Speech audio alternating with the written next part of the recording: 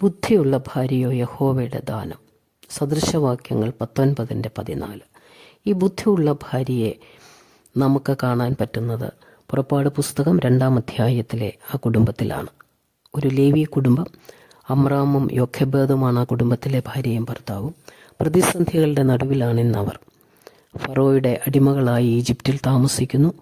ജനിക്കുന്ന കുഞ്ഞുങ്ങളെ നൈൽ നദിയിൽ എറിഞ്ഞു കളയണമെന്ന ഫറോയുടെ കൽപ്പന, ആൺമക്കളെ എല്ലാം എറിഞ്ഞു കളയാനുള്ള കൽപ്പനകളുടെ നടുവിൽ ഇവരും ഒരു കുഞ്ഞിനെ പ്രതീക്ഷിച്ചിരിക്കുകയാണ്. ഒരുപക്ഷെ അവർ പ്രാർത്ഥിച്ചു കാണും, ഒരു പെൺകുഞ്ഞിനെ തരണമേ എന്ന്. എന്നാൽ അവരുടെ പ്രതീക്ഷയ്ക്ക് വിപരീതമായി ആൺകുഞ്ഞിനെ തന്നെ ലഭിച്ചു.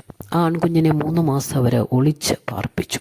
പിന്നത് സാധിക്കാതെ വന്നപ്പോൾ യോഖെബേദ് അമ്മ ഒരു കാര്യം ചെയ്യാൻ തീരുമാനിച്ചു. അവിടെ പരിഭവമോ പരാതികളോ ഇന്നുള്ള സാഹചര്യങ്ങളിലും കഷ്ടപ്പാടുകളുടെയും പരിഭവങ്ങളും ഒന്നുമല്ല, മറിച്ച് അവർ ബുദ്ധിയോടെ ആലോചിച്ച കാര്യങ്ങൾ ചെയ്യുന്നു. ഒരു ഞാങ്ങണപ്പെട്ടകമുണ്ടാക്കി അതിൻ്റെ അകത്ത് വെള്ളം കയറാതെ കീലതൊക്കെ തേച്ച് അതിനെ ഉണക്കി കുഞ്ഞിനെ അതിൽ കിടത്തി നൈൽ നദിയിൽ കൊണ്ടുവച്ചു. പെങ്ങൾ എന്ത് സംഭവിക്കുമെന്നറിയാൻ അവിടെ നിന്നു. ഇത് ഹൃദയത്തിന് ദുഃഖം ഇല്ലാഞ്ഞതുകൊണ്ടല്ല, പക്ഷെ ബുദ്ധിയോടെ കാര്യങ്ങൾ ചെയ്യുന്ന ഒരമ്മ. അവിടെ നിന്നപ്പോൾ രാജകുമാരി കുഞ്ഞിനെ എടുത്തു.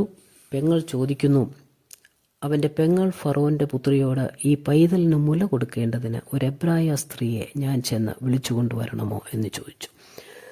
ആ മകളും അമ്മയെ പോലെ ബുദ്ധിയുള്ളവളാണ്. അയ്യോ, ഇത് എൻ്റെ സഹോദരനാണ്, ഞങ്ങളുടെ വീട്ടിൽ എല്ലാവരും കരച്ചിലാണ്, രാജാവിനെ ഭയന്നാണ് ഇങ്ങനെ ചെയ്തത്, ഇതൊന്നുമല്ല വിഷയം, ഇവനെ വളർത്താൻ ഒരാളിനെ വേണം. ഫറോയുടെ പുത്രി പറഞ്ഞതനുസരിച്ച് അവൾ അമ്മയെ വിളിച്ചു കൊണ്ടുവന്നു.